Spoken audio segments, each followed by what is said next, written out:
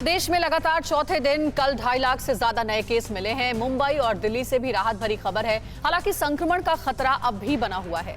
लोगों को Covid protocol का पूरी तरह से पालन करना चाहिए। उत्तर प्रदेश में कल कोरोना के 17,000 से ज्यादा नए मामले आने के बाद राज्य में स्कूल कॉलेजों को 23 जनवरी तक के लिए बंद कर दिया गया है। कोरोना के बढ़ते संक्रमण और वैक्सीनेशन से जुड़ी सभी खबरों के लिए देखते हैं टॉप 9 थर्ड वेव से जंग।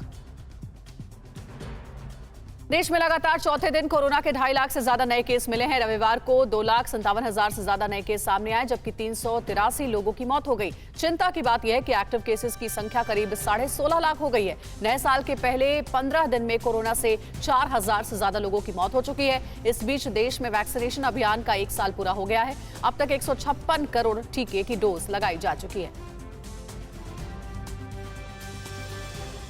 महाराष्ट्र में कोरोना से सबसे ज्यादा प्रभावित मुंबई से राहत भरी खबर है।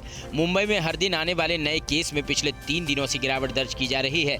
बीते 24 घंटे में मायानगरी मुंबई में 7,895 नए केस मिले हैं, जबकि 11 लोगों की मौत हो गई है। वहीं पूरे महाराष्ट्र में कल 41,000 से ज्यादा नए केस मिले और 29 लोगों की मौत हो गई। राज्य में कल ओमिक्रॉन के 8 नए मामले मिले। मुंबई में कोरोना की रफ्तार थोड़ी कम होने पर यूएई से मुंबई आने वाले यात्रियों को भी राहत दी गई है। बीएमसी ने संक्रमण के मामलों को देखते हुए दुबई समेत संयुक्त अरब अमीरात से मुंबई आने वाले यात्रियों को 7 दिनों तक होम क्वारंटीन में रहने की पाबंदी को हटा लिया है।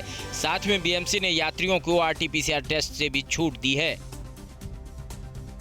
दिल्ली में लगातार तीसरे दिन कल कोरोना के नए मामलों में गिरावट हुई है। रविवार को 18,286 नए केस मिले, जबकि 28 लोगों की मौत हो गई। राहत की बात यह है कि संक्रमण दर में भी कमी आई है। संक्रमण दर अब 28% से नीचे आ गई है। हालांकि दिल्ली में की गई टेस्टिंग में भी कमी देखने को मिली है। पिछले 24 घंटों में 65,621 टेस्ट किए गए, जबकि 15 जनवरी को 67,624 लोगों के टेस्ट किए गए थे।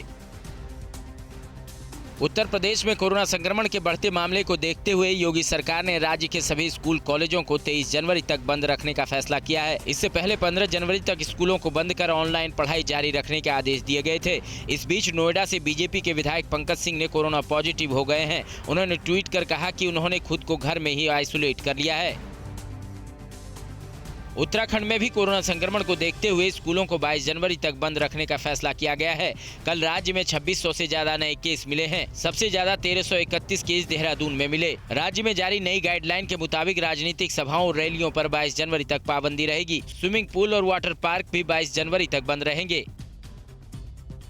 कोरोना से सबसे ज्यादा प्रभावित राज्यों में शामिल पश्चिम बंगाल में भी रविवार को शनिवार की तुलना में नए केसों में गिरावट देखने को मिली। पश्चिम बंगाल में कल 14,938 नए केस मिले, जबकि 36 संक्रमितों की मौत हो गई। इस बीच कोरोना को कंट्रोल करने के लिए बीरभूम जिले में शाम 6 बजे तक सभी दुकानों को बंद करने के आदेश दिए गए हैं। उधर असम में कल करीब 2700 नए केस मिले। कोरोना की तीसरी लहर के बावजूद सीबीएसई 10वीं और 12वीं की परीक्षाएं तय वक्त पर ही कराने के पक्ष में है। अगर किसी कारणवश परीक्षाएं नहीं ली जा सकी तो पहले चरण की परीक्षाओं के आधार पर ही 10वीं और 12वीं कक्षा के नतीजों की घोषणा की जाएगी। सीबीएसई 10वीं और 12वीं के टर्म 1 की परीक्षा पहले ही ले चुका है। इस साल मार्च अप्रैल में दूसरे चरण की परीक्षा होनी है। कोरोना संक्रमण को लेकर लगाए गए प्रतिबंधों के बीच नोएडा में प्रवासी श्रमिकों का जीवन बुरी तरह प्रभावित हो रहा है। यूपी सरकार की ओर से लगाए गए सख्त पाबंदियों की वजह से प्रवासी श्रमिकों को काम मिलने में परेशानी हो रही है। श्रमिकों का कहना है कि कोरोना की वजह से कई कंपनियों में कामकाज बंद है। उनके पास पिछले 4-5 दिनों से कोई काम नहीं है। इनका कहना है कि उन्हें मुफ्त राशन योजना से भी मदद नहीं मिल रही है।